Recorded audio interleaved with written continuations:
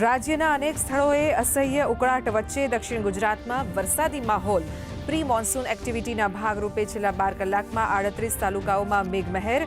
ઉમરપાડામાં નોંધાયો સૌથી વધુ પોણા 2 ઇંચ વરસાદ, તો ભાવનગરમાં 1 કલાકમાં 1.5 ઇંચ વરસાદથી અનેક વિસ્તારો પાણીમાં ગરકાવ. પૂર્વ અગ્નિવીરો માટે અગત્યના સમાચાર. રાજ્ય સરકારના વિવિધ વિભાગોમાં વર્ગ 3 સંવર્ગની સીધી ભરતીમાં મળશે 20% અનામતનો લાભ. પોલીસ દળના હથિયારી વિભાગ, એસઆરપી સહિતના વિભાગોમાં શારીરિક ક્ષમતા કસોટીમાંથી મળશે મુક્તિ.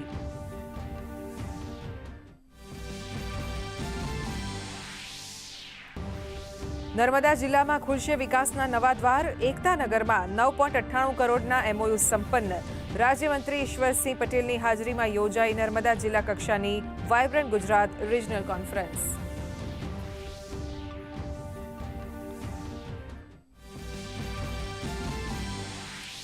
રાજ્યભરમાં આવતીકાલથી શાળા પ્રવેશોત્સવ અને કન્યા કેળવણી મહોત્સવનો થશે પ્રારંભ. ત્રિદિવસીય મહોત્સવમાં 38,400 શાળાઓમાં 28 લાખથી વધુ બાળકોનો થશે પ્રવેશ. વડનગરથી મુખ્યમંત્રી ભૂપેન્દ્ર પટેલ સંભાળશે નેતૃત્વ. નાયબ મુખ્યમંત્રી, કેબિનેટ મંત્રીઓ સહિત વિવિધ મહાનુભાવો થશે સહભાગી. નમો લક્ષ્મી અને નમો સરસ્વતી વિજ્ઞાન સાધના યોજનાના મળ્યા અસરકારક પરિણામ. ઉચ્ચતર માધ્યમિક શાળાઓમાં હાજરી આપતી કન્યાઓની સંખ્યાઓમાં ગત વર્ષની સરખામણીએ નોંધાયો 73%નો વધારો, તો વિજ્ઞાનના વર્ગોમાં હાજરી આપતા વિદ્યાર્થીઓની સંખ્યામાં 125%નો જંગી વધારો. લખનૌના અલીગંજમાં કોચિંગ સેન્ટરમાં ભીષણ આગને પગલે 14 લોકોના મોત. 4 ઘાયલો હોસ્પિટલમાં સારવાર હેઠળ. મુખ્યમંત્રી તંત્ર સાથે સતત સંપર્કમાં. પ્રધાનમંત્રી મોદીએ દુર્ઘટના પર વ્યક્ત કર્યું દુઃખ. મૃતકોના પરિવારજનોને 2 લાખ તો ઘાયલોને 50,000 સહાયની જાહેરાત.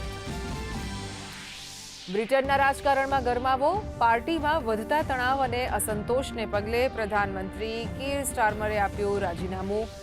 એન્ડી બરહેમ પ્રધાનમંત્રી પદ માટેની રેસમાં સૌથી આગળ.